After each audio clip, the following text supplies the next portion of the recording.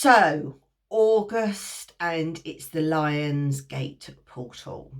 And we've also just had a fantastic time with Lammas, August the 1st, which is really about beginnings and endings. Actually, we're harvesting, we've just harvested our hay, and we've had our first harvest for the year, but it also represents the end and the beginning of the end of summer for us, and also all that hard work that the farmers have put into the fields, and then they're reaping the benefits, and that's going to support us during the rest of the year. So from an esoteric perspective, I don't know if you want to call me a druid or a pagan or whatever it is. I kind of like sing to my own tune, but I do very work with esoteric knowledge. And when I drew the oracle cards this month, these are the creation oracle cards that I wrote, and these are my work that I offer and I share with you each month for wellness and to focus on your health each month. The first card I pulled for August was water, and you can look at my other video about water. But the other card that I pulled this month is the goddess Tauret. Now, I'm going to try and show you a photograph of her. I hope it's not going to get too shiny. Here she is. You can see that she's rather an unusual sort of a goddess. She comes from ancient Egypt. She's part of Isis and the divine feminine, but she also works a lot with solar god, and so she brings in a lot of sun energy as well. So she connects with water, moon, air, sun. She actually brings in all of the elements. So she is a soul midwife, and when she first came to me, she was the one who I channeled the cards through, and she is remarkable. Now, at that time, I was working a lot with fertility work, and she really helps with rebirth, and she is a soul midwife. So that's very much, she's bringing children in. She's also helping people pass over. And I find that it is totally remarkable that she's come in this month when we are going through the Lion's Gate portal. And for me, it really feels as if she is bringing in that energy, and she is going to be escorting us through the Lion's Gate portal. Now, for those of you who don't understand or are not familiar with the Lion's Gate, it's on the 8th of the 8th of each year, and we're on the run up to it now. I'm not an astrologer, but if any of you listen to astrology, you'll be well aware of what's going on at the moment. And also she works with the moon influence as well. So basically we have a full moon on the 9th of August, and on the 8th is this Lion's Gate portal. Now, the way that I see the Lion's Gate portal is simply that it is a great time for us to shed a skin. It's very powerful. It's bringing in that lion energy, which brings in inner strength, but not necessarily it's not sort of patriarchal, and potentially should not really be egotistical, but actually it's that inner strength that we can harness.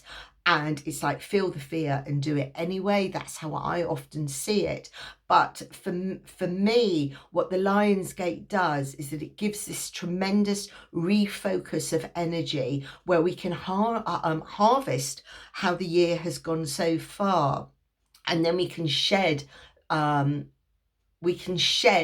the areas in our lives that are no longer serving us, and we can walk through that portal of change. And for me, very much 2025 is seeing the bigger picture and the community spirit. So this whole Tauret energy really brings that in. Now, Tauret has the paws of a lioness. She has the tail of a crocodile, and she has the body and the pregnancy of a hippopotamus. Now, in ancient Egypt, hippopotamuses and alligators are very much revered, and they are the guardians of the underworld, and they sit on the water or in the water, and they can be in this world and the other world. So they present very much that. And They also are very, very protective of their families, as are lionesses.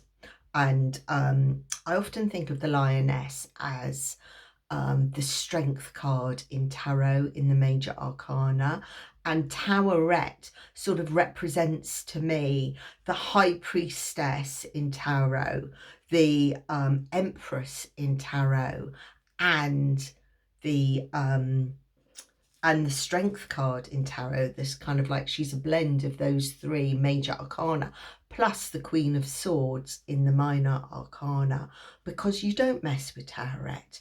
You know, she has this amazing, beautiful, protective energy, and she escorts us through times of passage and makes sure that we are safe, and she ensures that we get to the other side. She carries an ankh, which is a very protective symbol, and she brings light from the sun energy and that strength, that yang strength, but she also is part of the divine feminine and the midwives and Isis. And so she has this amazing quality about her that she supports you in times of change. And so she is coming in. She's an amazing mother goddess, and you might see her with a hag stone as well, which is like a circle, a crystal with a hole through, and that kind of like really represents that going through rebirthing. And so she is, you know, she's often considered as a mother goddess. So she is with us this month, and she is there to help us and escort us through these times of change. So on the 8th of the 8th, then I would suggest, or every day up until this point, that you call her in. I will put on my website her invocation, which I use when I'm attuning people to the goddess Tauret. And I will also maybe do a video relating to that, or share that about when I was doing my goddess training course for her. If any of you would like to get a Tauret toolkit, then you can buy that also online through my website. I'll make sure that I put that back up for you. I do have a few in stock, and then you can attune yourself to Tauret as well. But she is the most remarkable goddess, and yeah, I feel really honoured that she's come through this month. And I also feel that it's a very powerful month this month for us, and that we can really shed things that no longer serve us in so many different ways, and we can really walk through this passage, this lion's portal of change, and really start supporting ourselves and our communities so much better. So I'm going to leave that for you now.